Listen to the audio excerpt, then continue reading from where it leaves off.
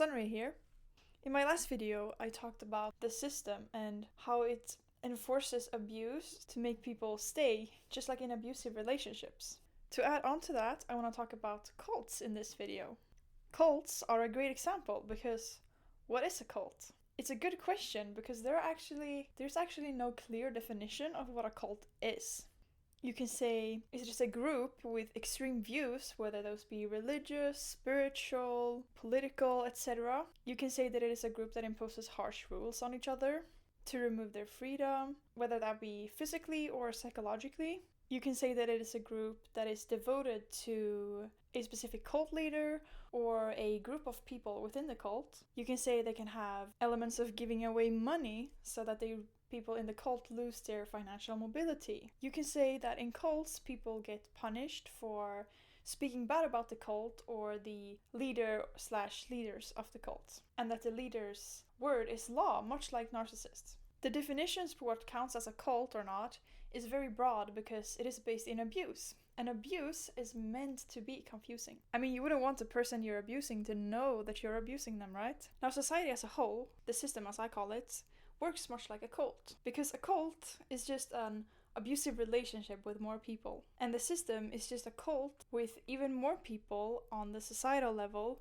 And it also has a bunch of smaller cults within the big cult, like subcults, like say for example politicians, police, military, workplaces, fandoms, etc. See, when we view others as stupid, we become cult leaders, but on a smaller level. We become abusive towards others. And why is this important? Because if we continuously believe that other people are stupid, then we enforce this view that people need to be controlled and that they can't make decisions of their own. And this will remove freedom of people, and this will include you as well. Now we're all faulty. We can all be stupid as shit every now and again, right?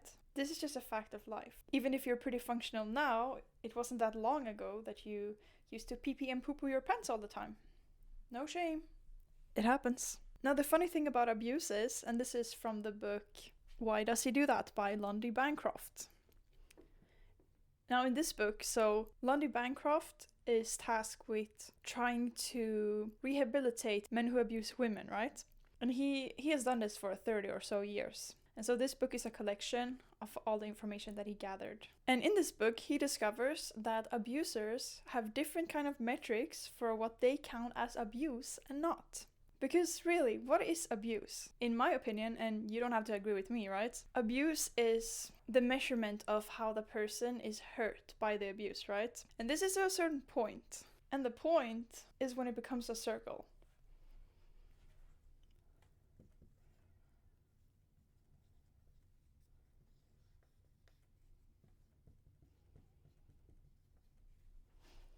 So the abuser will abuse the victim, and the point is when that just goes in a circle and they become the abuser. But that's just my opinion, and again, you don't have to agree with me. A great example from the book is when Lundy Bancroft explains how one of the abusers, he describes how he, in a fit of rage, pushes the girlfriend to the ground, right? So she falls. And then the author questions him like, well, when she was on the floor, why didn't you kick her?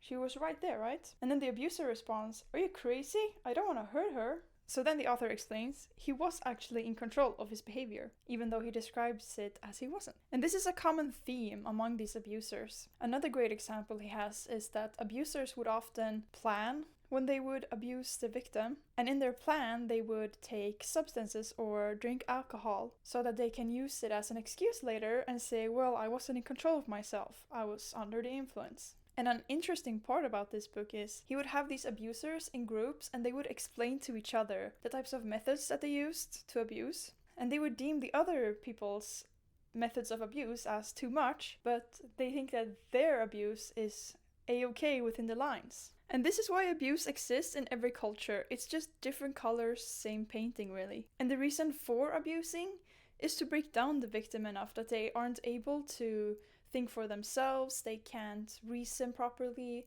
they can't have peace for themselves. It's removing their ability to have power over themselves, right? Because then the victim is easy to control. And there's this great quote that goes, abusive relationships are 100% perfect 50% of the time.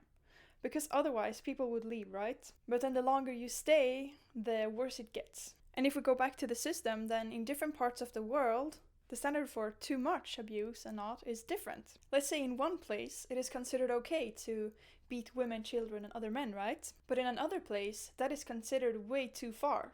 But in this place instead, it is considered perfectly okay to verbally degrade women, children, and other men. But that might not be okay in the first place. There's another great example in the book as well. There's this scenario where there's this family of a mother, father, and a daughter. They have this schedule of who cleans the dishes every day that they rotate it. So today is the father's time to do the dishes, right? So the daughter goes, "Daddy, it's your turn to do the dishes today." And then the father stands up, doesn't say anything, and he picks up his plate and he smashes it onto the ground. There's no verbal abuse or physical abuse in this scenario, but the fear felt is still the same. It makes me think of that great quote from Avatar Kyoshi in Avatar The Last Airbender, where she's confronted with the fact that she didn't kill a particular person, but she indirectly caused their death. And she responds with, "Personally, I don't see the difference."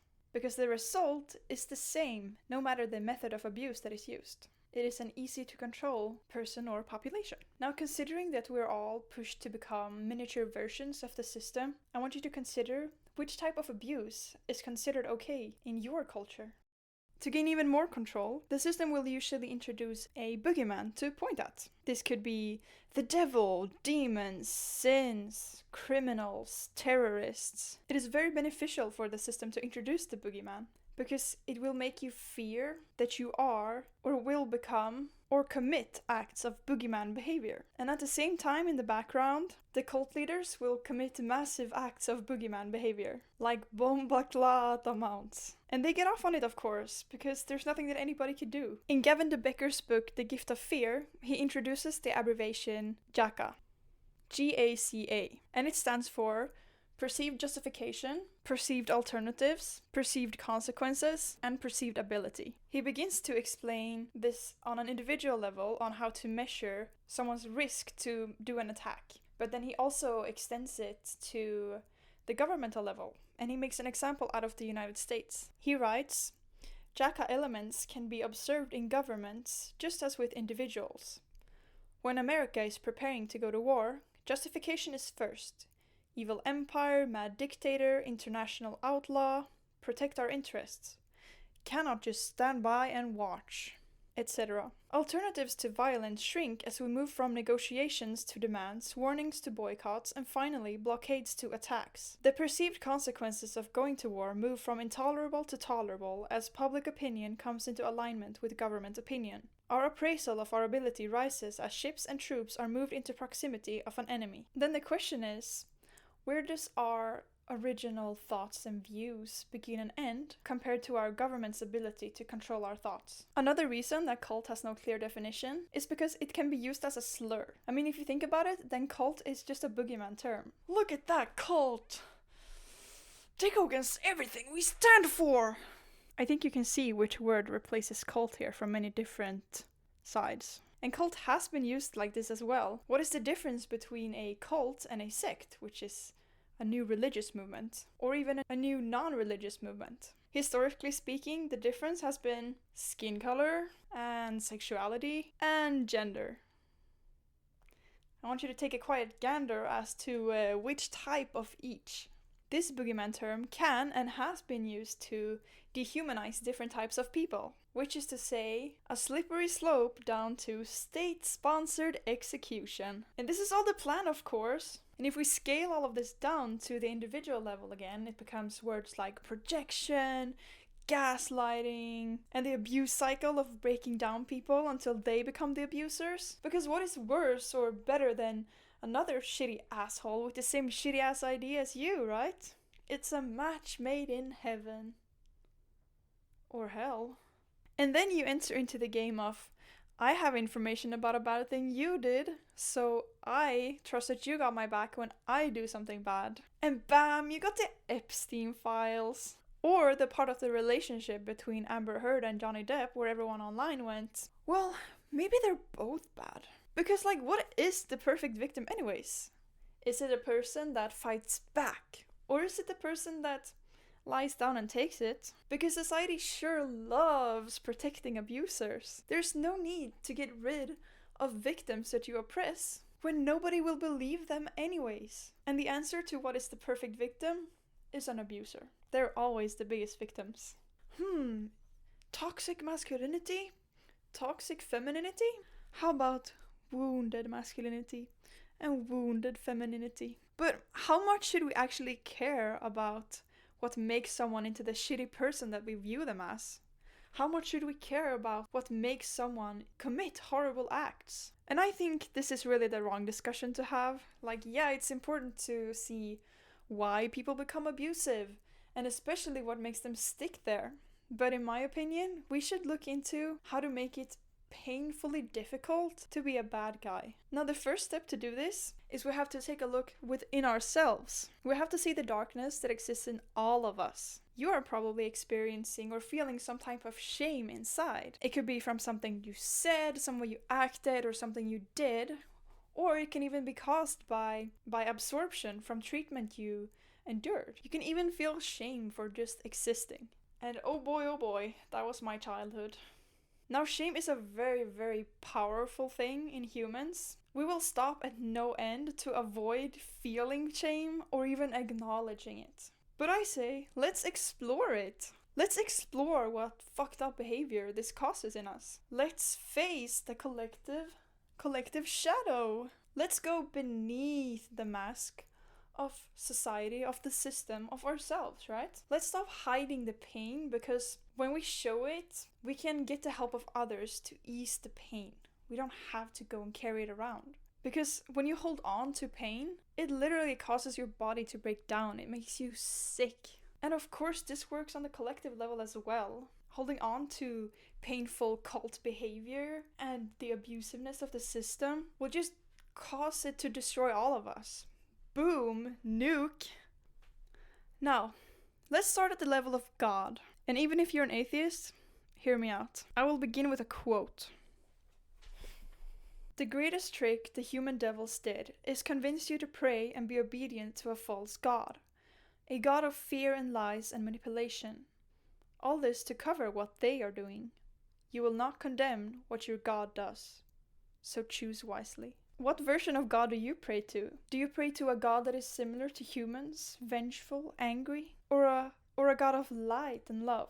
If God can punish and demand behavior for forgiveness, then others can do the same thing to us, and we will thank them for it. This, I believe, is the core of human fault. Original sin isn't existing and thinking and being. It is the act of trusting others to do all of those things for you, and not think for ourselves. Or as Eckhart Tolle puts it in his book A New Earth, according to Christian teachings, the normal collective state of humanity is one of original sin. Sin is a word that has been greatly misunderstood and misinterpreted. Literally translated from the ancient Greek in which the New Testament was written, to sin means to miss the mark, as an archer who misses the target. So to sin means to miss the point of human existence. It means to live unskillfully, blindly, and thus to suffer and cause suffering. Again, the term, stripped of its cultural baggage and misinterpretations, points to the dysfunction inherent in the human condition.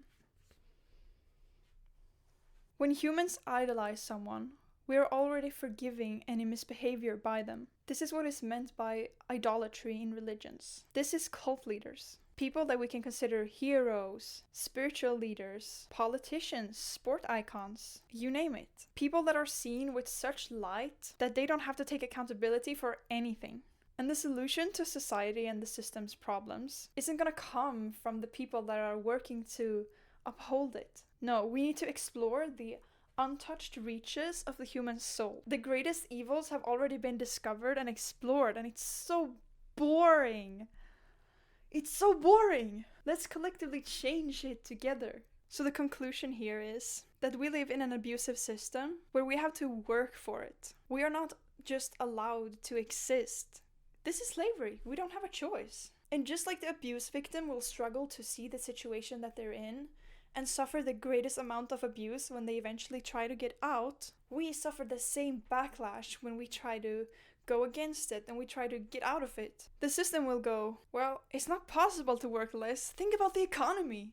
It's not possible to have less children. It's not possible to not have an army. Who will be expendable when we need a workforce or a force when we deem it necessary? The system will put the future generations into the most work to make sure that nothing ever changes. Now, the real truth is that when you have these discussions, it is the systems that have the upper hand. They have the facts, they have the statistics and the studies. You cannot prove something that isn't allowed to exist. It's like a parent telling their child, "Listen to me, I know what's best." It's often true, but at what cost?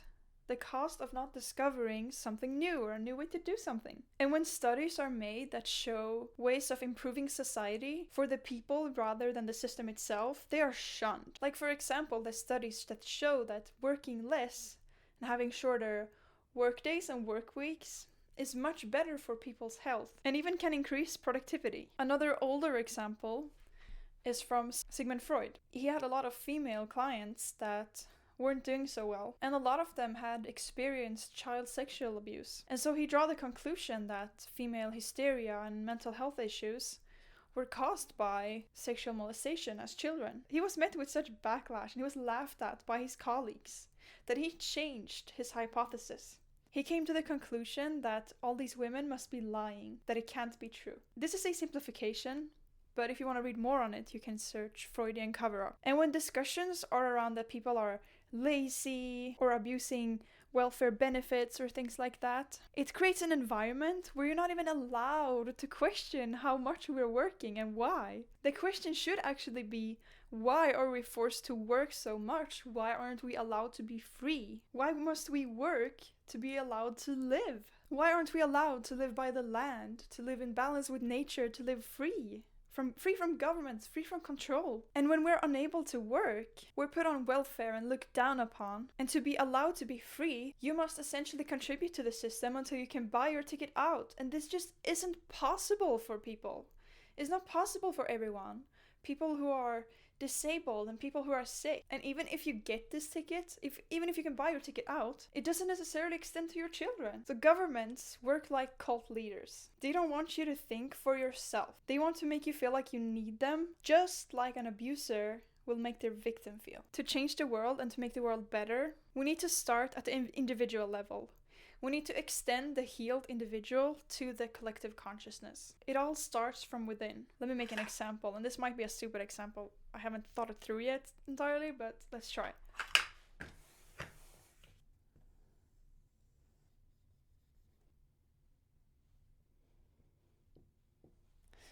Let's say we have a thermometer here, and humans are the liquid within. And we want to go up. We want to go up here to this point. And we think that to do that, we have to change our environment. But as it turns out, even if we change our environment, that doesn't necessarily mean that change is going to happen within us. We need to change how we are, who we are, how we work to be able to get up to this level. So I'm asking you, don't be a cult leader. Don't be a cult follower. You are more than that. You are enough, and there is nothing you need to do to deserve to exist. You are loved. You don't need to hold on to the suffering, for it has to end. To notice our faults is to love ourselves. Because when we see ourselves fully, we can change who we are. We can choose ourselves.